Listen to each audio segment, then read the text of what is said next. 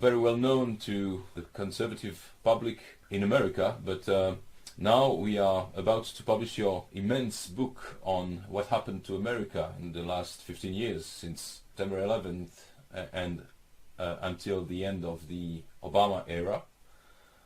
And the title of the book is How America Got Lost, L'Amérique perdue in French. America Lost, like a lost highway, you know, David Lynch's film. So,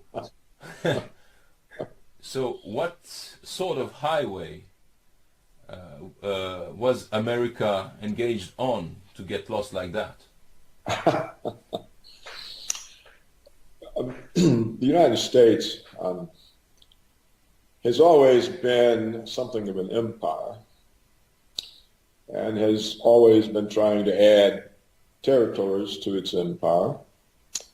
And after World War II, it was able to add Europe, or Western Europe, to its empire, and Japan.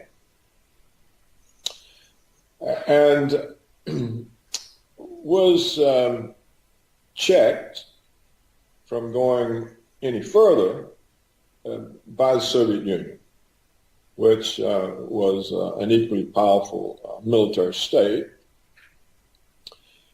And so during the second half of the 20th century, until the Soviet collapse in 1991, the empire impulse of Washington was checked by the Soviets.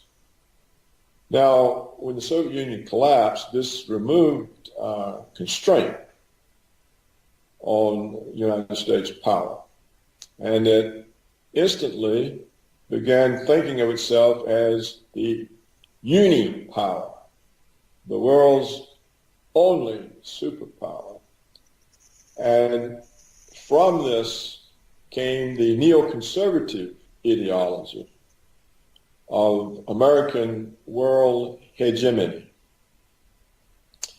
The neoconservatives concluded from the collapse of communism that history had chosen the United States as the only viable political economic system, and that it was the responsibility of the United States to impose this system on the world. And this neoconservative ideology suited many of the powerful private interest groups. It suited the military security complex. Yeah. Because they knew their budgets would be safe forever, because they were worried with the Soviet collapse whether all the funding for the military security complex would continue. Well, now the neoconservatives have given them a new justification, American world hegemony. This suited the financial sector because the American financial sector has always intended to exercise financial hegemony over the rest of the world. So, this suited, of course, the oil companies, who could control the energy flows, and it suited the global corporations, who could dictate the policies of other countries, force them out of self-sufficiency into monocultures, producing for export. So the whole thing suited the American power structure as well. yes, but when we read your chronicles of that time, it appears that the benefits for the United States, for the people in the United States, were not as high as the prices. There were no benefits for the people. Only for what is now known as the 1%. Well, the fact that this system benefited the 1%, not the 99%, and that it continued for a quarter of a century, for 25 years, meant that the vast bulk of the American population had no real income gains. In fact, they had real income losses. That the average real median family income today is less than it was 20 or 30 years ago. Because this process of globalization was a process by which Wall Street forced all the manufacturing companies to move their production for American markets offshore, where labor costs were cheaper. So the American working class, the middle class, working class, lost their employment, and the income that had been paid to them in wages instead went to the executives of the corporations in the form of executive bonuses. They call them performance bonuses. And they went to the shareholders in the form of dividends and capital gains. So this is the explanation for the sudden worsening in the income distribution in the United States.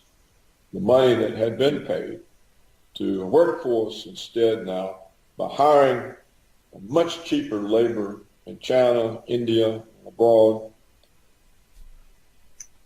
wage savings then went to the capitalists, to the owners. So this also had a lot of trickle-down adverse effects because it destroyed the tax base of states, of cities. It also hurt the federal tax base. And then the next step in this globalization was to move offshore the tradable professional skills, such as software engineering.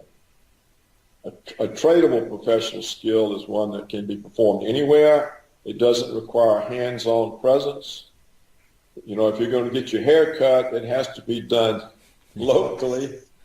But if you want software written, it can be written anywhere.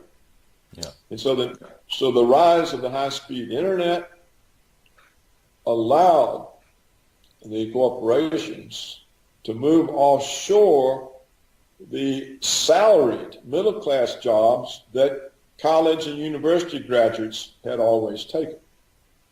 So all of a sudden, there's no employment for American university graduates. According to published reports from the Federal Reserve, the central bank,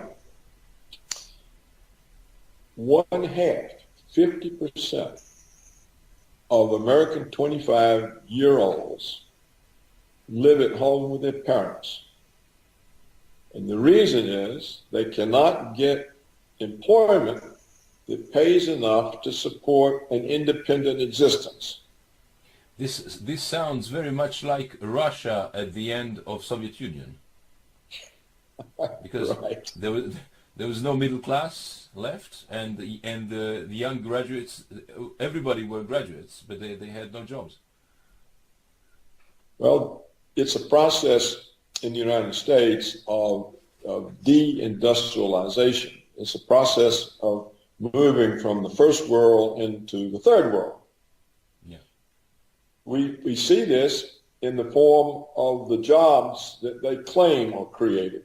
We don't really know if any of these jobs actually are created because they monkey with the figures. But if we believe the job reports that come out monthly, the jobs are waitresses, bartenders, retail clerks, hospital orderlies. In other words, there are no jobs for engineers, architects, researchers, designers. So what we have done in the last 25 years by moving first the manufacturing jobs and now the professional skill jobs such as software engineering offshore is to destroy the ladders of upward mobility that had made the United States an opportunity society in which people could rise. Now, it took a while for the population to realize what was going on, because first it's happening to you or your son or your grandson, and you think it's just an anomaly, or, but over time it happened to so many people. They realized that they had been cast aside and that looting was going on, and that everyone was being looted for the benefit of a few oligarchs and a few powerful private interests. And it was only a couple of years ago that the former president of the United States, Jimmy Carter, stated publicly that the United States no longer had a functioning democracy. It was an oligarchy. Yes. This was an absolutely truthful statement. And so what explains the recent presidential primaries and recent presidential election in the United States is that the vast majority of the states, the people in the country, the Americans who are known as living in the flyover country, that is the great bulk of the country between the East and West Coast. These are the people have really suffered. And so what we saw in this last election was a rebellion. It had nothing to do with racism, with being against women, with immigrants. It was a rebellion at being dispossessed.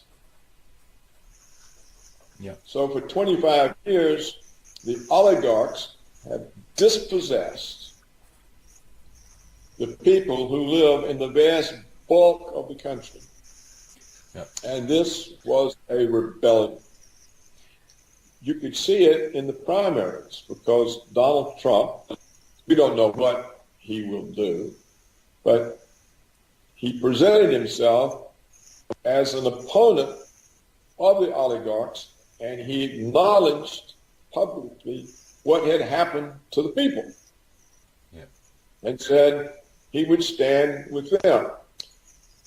Well, no other Republican candidate said that.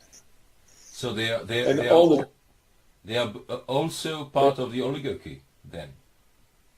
Yes, they're trained that way. Whether they're part of it or not, it's just. It could even be, they're not even consciously aware. It's just the way they operate in order to succeed. And on the Democratic side, we saw Bernie Sanders, who is said to be a socialist. He actually won the Democratic nomination. It was stolen from him by some vote rigging in some of the states, and by the superdelegates. The Democratic Party, a couple of decades back, created superdelegates because they were concerned that Democratic voters would choose a candidate that the Democratic establishment didn't approve of. They were particularly worried about the Senator McGovern. They didn't want leftist-type candidates, people opposed to war, that sort of thing. So they created superdelegates who get to choose the nominee for that party, but the delegates are not chosen by the people. In other words, it's a way of canceling out the people's decision. So the Democratic Party, you see, is by far the more corrupt. It has publicly said it's not prepared to accept the decisions of Democratic voters as to who the presidential candidate will be. They will accept it only if they approve of it. And that's the purpose of the superdelegates. So you can see democracy in America has been collapsing long before Jimmy Carter pointed it out. Mm. So what you saw from the presidential primaries was that both Democrats and Republicans had turned against the ruling class. Yeah. So it was clear to me that Trump would win. Now, there's the United States has a funny way of doing the votes. In order that every state has a voice, they have what's called an electoral college. So the people in a state who are voting for a candidate, they are voting for electors that represent that candidate, and electors are proportioned out in some way according to population.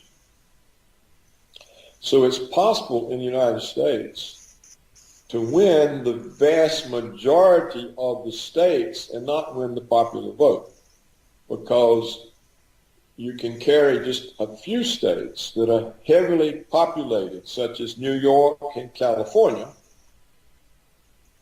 and you can get more popular votes than you could get by carrying some 20 other states.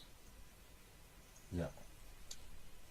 But this is the way the system was designed from the beginning, and it was so that, because in the beginning, the United States, the states were almost sovereign.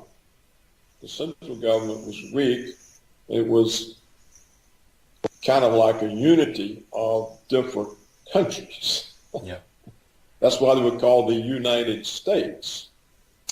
And so for the states to agree to be somehow in a centralized government, they needed to have some assurance that they had a say in the outcome of those elections. So I think that's the rough, brief history of the Electoral College. Yeah. So Trump easily won in terms of the Electoral College. They're still counting popular votes, and it appears he has lost popular vote by about 500,000 voters. You know, they both have 47% plus a decimal of the votes. But if you look at the map, the states that voted for Hillary were the 3 West Coast states and the Northeast states. Yeah. The rest of the country. And in fact, so many of the traditional Democratic states voted for Trump. Wisconsin, Michigan, Ohio. So basically, Pennsylvania. Yeah. Pennsylvania as well. So what happened is a rebellion. Yeah. A revolt. That looks very much like a class warfare. Yes. The column I wrote was the working class won the election. Yeah. But how come that nobody described this? I mean, nobody. It's not true. But in the mainstream media, on both sides of the ocean, nobody wrote about that. There were no reports on the people's situation, on the working class, on whatsoever. And only now some media outlets are beginning to realize that that was the key. And especially in Europe, we had no knowledge of whatsoever of what was going on in America for 25 years. How can you explain that? Well, Europe has been accustomed to following the American lead ever since World War II. So whatever the New York Times says, or CNN, or ABC, that is the truth, they think. So they repeat it. That's one reason. That goes all the way back to the end of the war.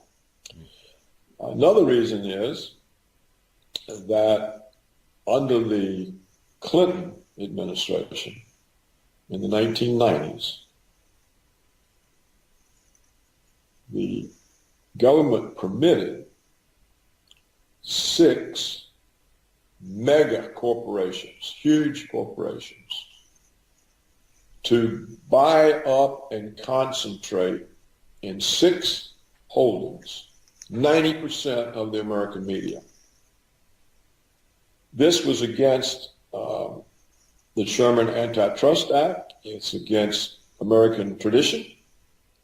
The United States always had an independent and dispersed media. A great bulk of it might be conservative during certain periods of history. In more modern times, it was liberal,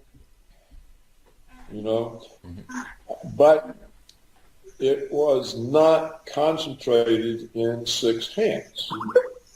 Well, once Clinton let the oligarchs concentrate the media, 90% owned by 6 companies, all independence disappeared. Furthermore, journalists no longer ran the companies. They were run by former government officials and by corporate advertising executives. The value of these massive corporations lies in their federal broadcast licenses. So they cannot go against the government. They cannot go against corporations because of the advertising revenues. And they can't protect one another because they're all concentrated in 6 hands. So there's no such thing as an independent American media except on the internet. The print and TV media serves as a ministry of propaganda. And the common term for the American print and TV media is prostitutes. Yes. This is a contraction of press prostitute. The latest poll showed that the American people, that only 6% of the American people had any confidence in the media. And we can see the media, which did everything it could to deny the presidential nomination to Trump and then to deny the presidency, it had no impact on the vast bulk of the country. So that's why nobody in Europe knows anything. And now there's a third reason. I've given you 2. The third reason comes from the German editor who wrote that book. His name is Udo Ufkader, I think. Yes. And he says that as an editor of the big German newspaper, he would publish things under his name that were handed to him by the CIA. And he says this is common practice throughout Europe, that there are no significant journalists in Europe that are not on the CIA payroll in one way or the other, either as cultivated friends who get free trips to Washington or for money. Mm. So you see, Europe doesn't have a media either. There's no independent media in Europe.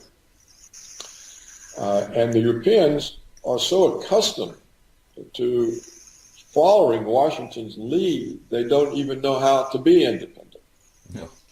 The last independent country in Europe was France. De Gaulle would not join NATO, and I think it was only earlier in the 21st century that France finally joined NATO. Yeah. So there's no real, outside of France, there was no independence from American foreign policy, or for that matter, American economic policy. Indeed, we have the revelation from the CIA memos that were released by the National Archive that the EU itself is a CIA creation. That it was the CIA that came up with the idea of the European Union, because if Europe was centralized, it would be much easier for Washington to control. There would only be a few people to control, to pay off, or influence. Whereas all these separate countries, this was a nightmare. They could play each other off. They could, some politician could go off in some other direction. So this is not a conspiracy theory. These memos are released. A professor at Georgetown University or George Washington, I forget which, found them and wrote a book about them. So Europe is part of the American empire, and they're so used to being part of it, they don't even think about it. Yeah. So now, do you think that, I mean, what is the scope of the rebellion or revolution that bears Trump's name now? I mean, does this election mean that things are going to change radically in the United States and abroad, or does it mean that the empire will go on with its policy with just a little slowdown? Well, that remains to be seen, but the oligarchy is still there. They're still powerful. Trump, in a way, is more a manifestation of a rebellion than the leader of one. He's not experienced in the views he hasn't a movement that he can fall back onto that has knowledgeable experts who would help him bring about the changes. So he's thrown into relying on the same kind of pool of people to staff the government that every other government has been relying on. And so he can easily be captured. Yeah. He also has a tendency, which is understandable, to reward people who support him. And so early on, the oligarchs sent in people to support him.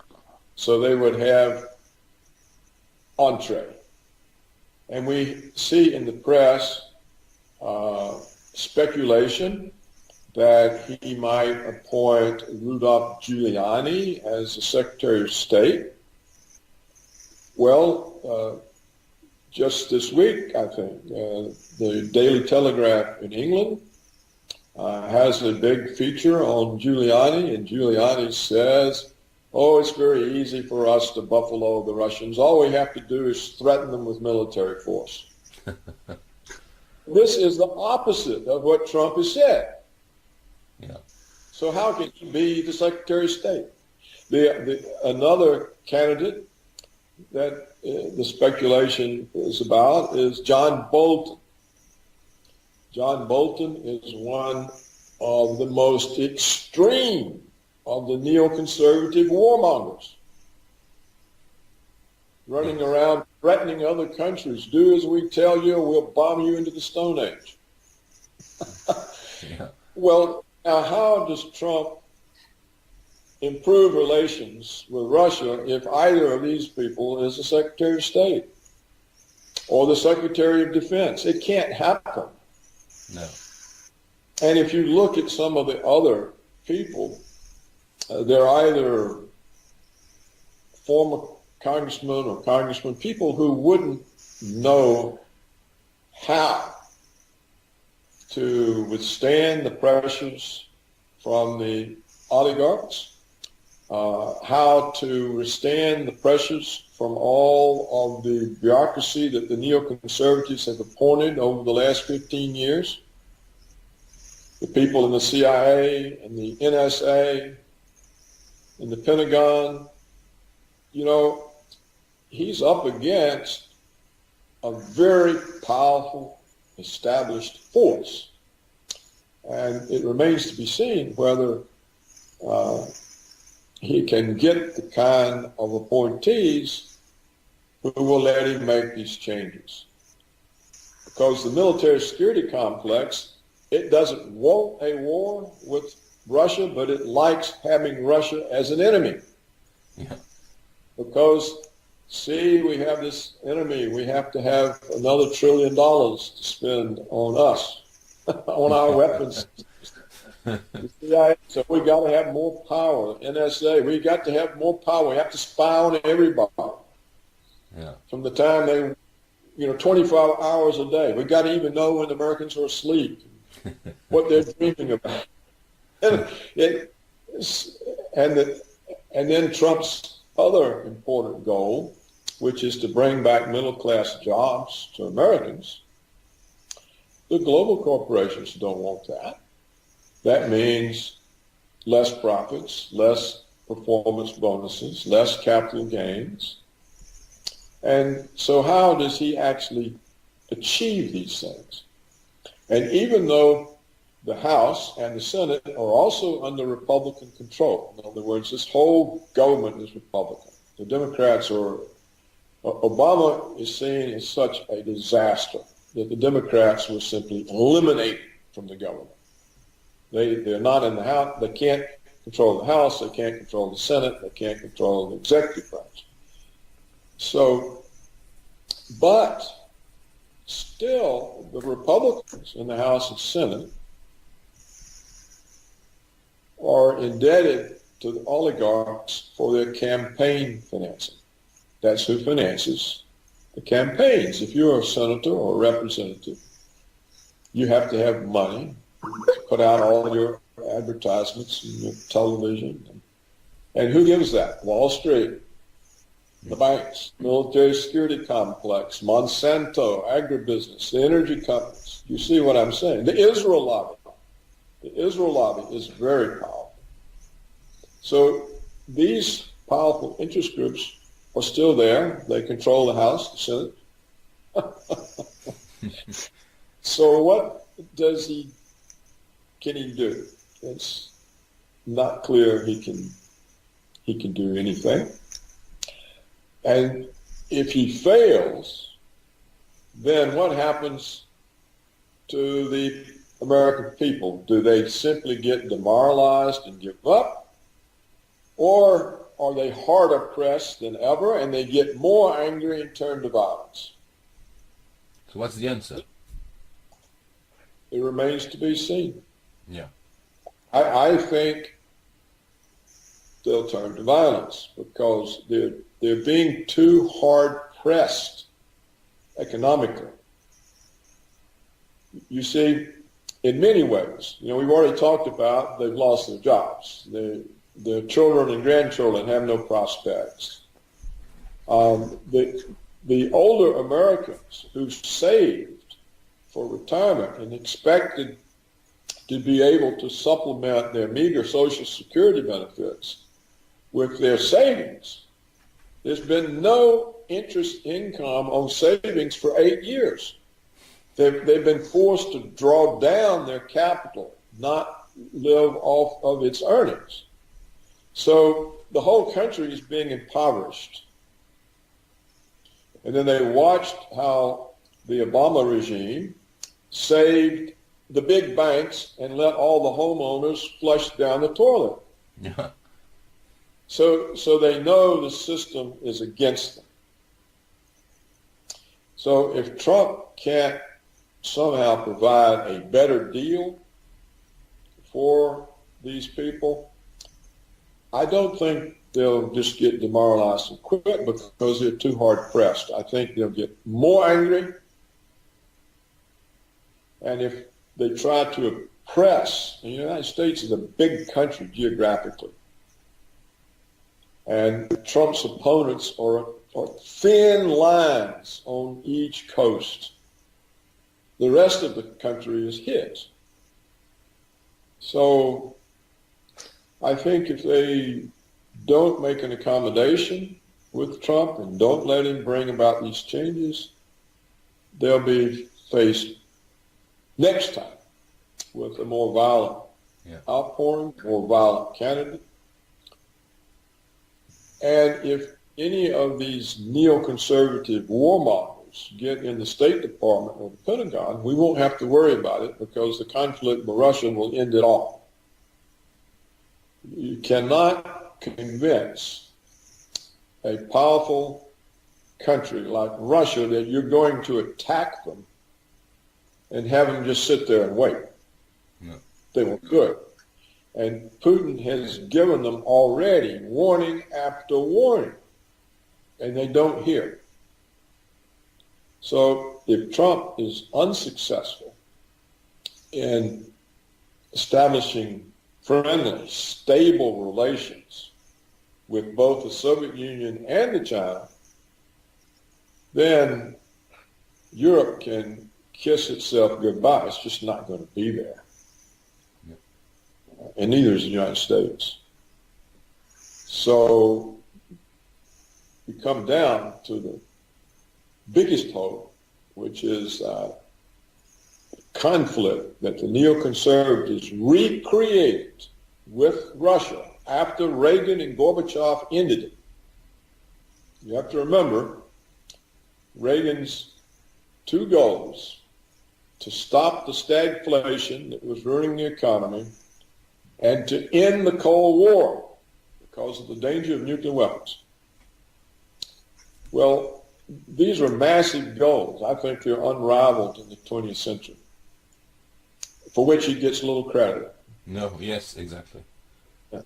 But the neoconservatives recreated all of the tensions. In fact, they are worse now than they were during the darkest days of the Cold War. So that has to be stabilized. That relationship between the nuclear powers has got to be stabilized. And if not, then it's going to end very, very badly. Yeah. This seems obvious, but we had a similar situation 16 years ago when Putin came to power in Russia with a country that was basically collapsing and involved into a very nasty war in Chechnya. And obviously the way he rebuilt the state or stabilized the state shows that he was not alone at this job. Do you think there are structures within the administration or even corporations that are aware of the dangers and ready to cooperate with the president? There are some. I think the older foreign policy community, which was displaced by the neoconservatives, some of them are still alive. They're still there. It's not clear Trump knows who they are. It's not clear what kind of whispering campaign is already being conducted against them to direct him away from them. Mm-hmm. There's also another big difference. When the Soviet Union collapsed, the whole thing collapsed. Yeah. There wasn't a ruling oligarchy. There wasn't an ideological force like the neoconservatives. The communism collapsed. And so, and everyone could see the severity of the economic situation. They could see the country being looted by the West. They could see the Americans supporting these oligarchs. So they knew that not only their economic life was threatened, but their sovereignty was threatened. And, you know, under Yeltsin, essentially, Russia was an American puppet state. So there was so much more evidence, and the remaining elites themselves could see that, you know, if we're going to be an independent country, we got to do something about it. So I think Putin had a lot more to work with than Trump does. And he had been in the KGB, and he was a protege of Yeltsin, so he had connections. He knew who the actors were. And so he had a better sense of who would help him. I mean, he hasn't been perfect on that. but still, you're correct, he has rebuilt Russia. But that's the difference. It was easier. Even though Russia was in a terrible situation, because it was easier. Because it was.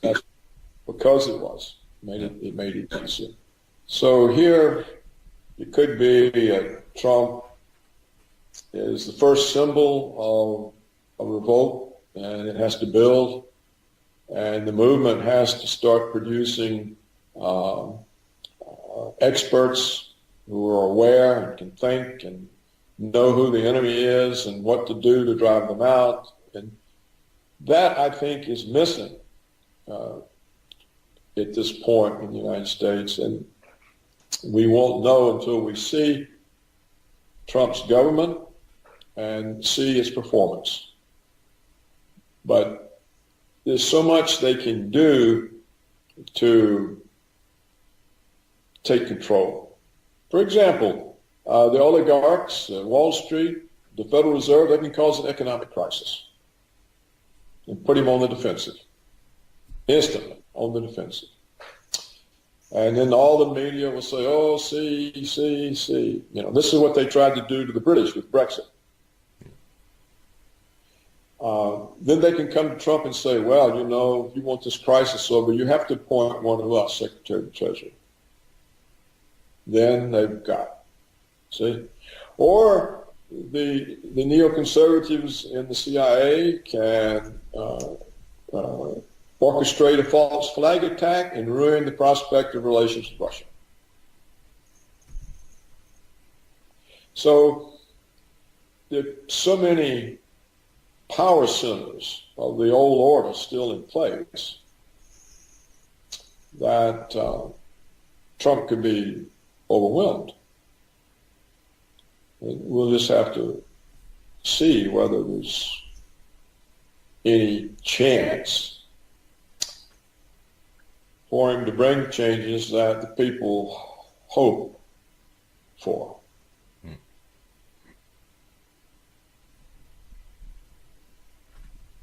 Perfect.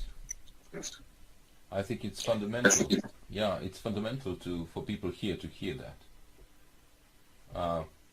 We're having very harsh debates here in Europe about you know, the way the media have blackened out everything that was going on in the United States and all over the world. I mean, in Syria, everywhere.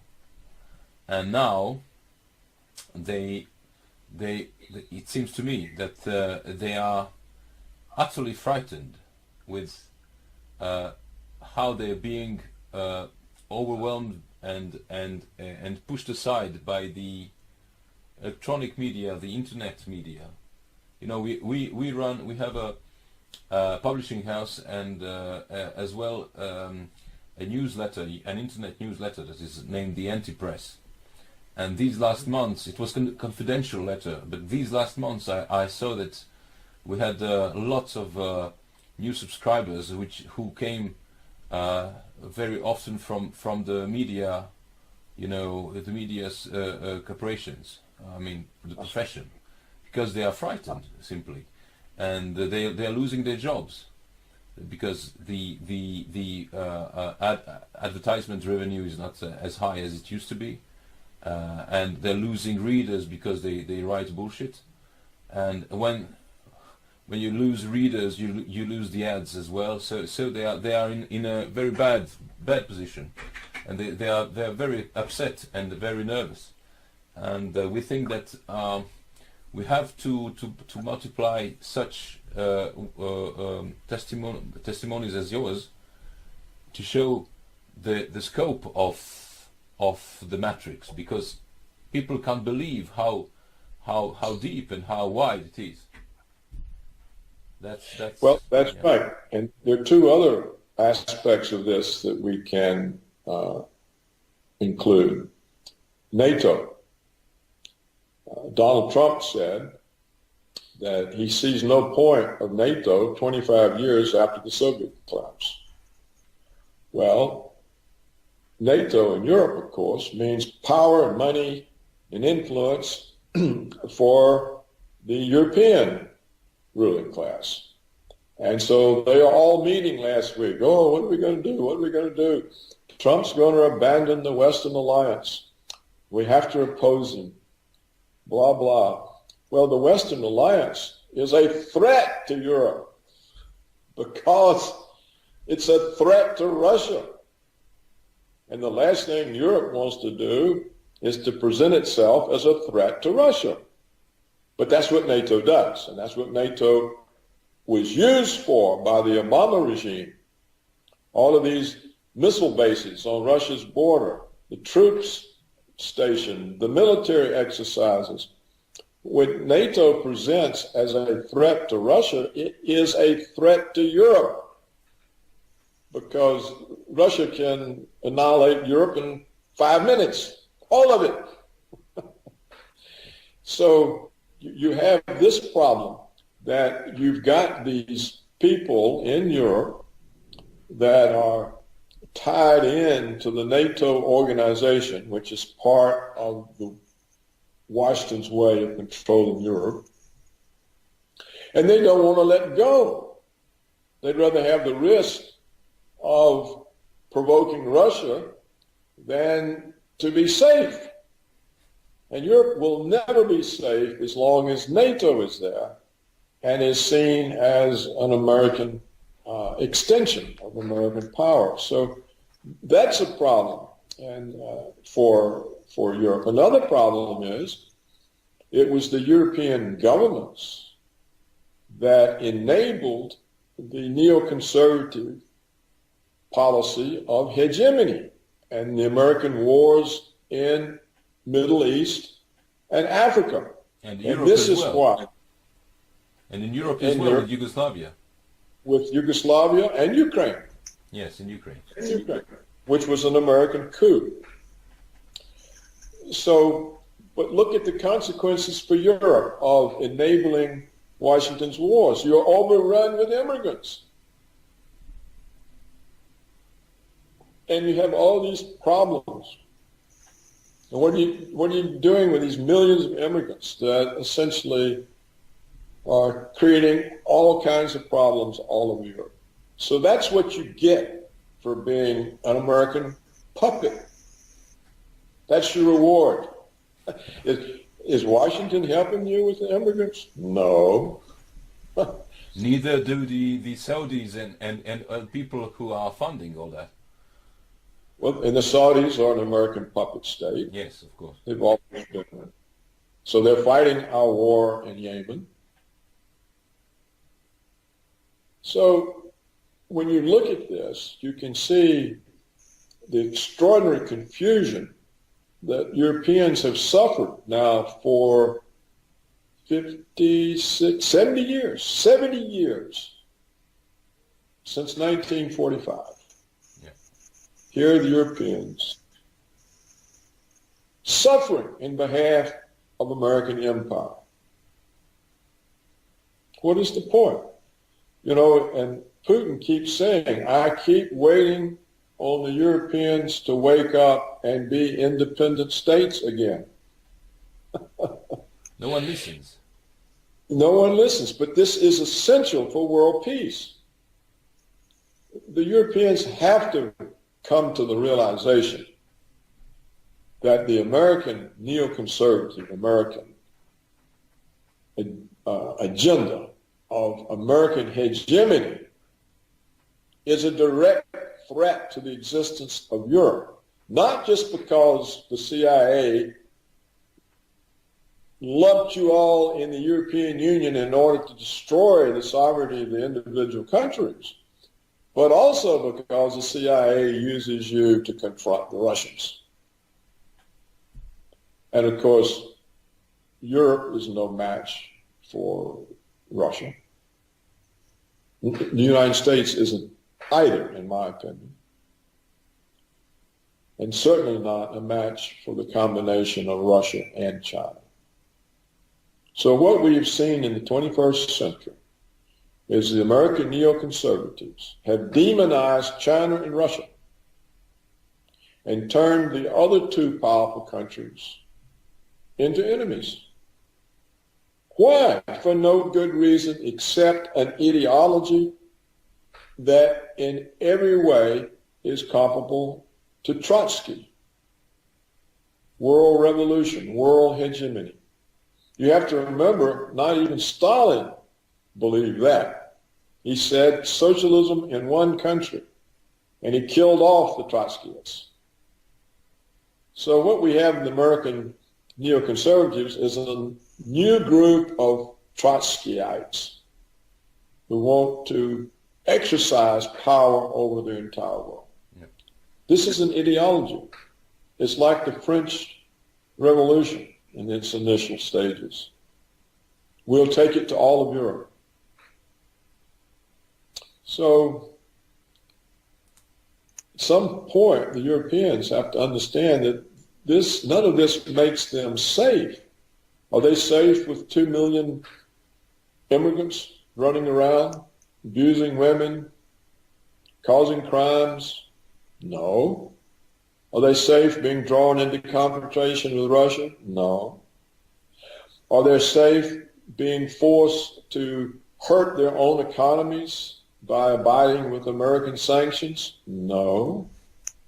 What does Europe get out of this? Nothing. Why do they do it?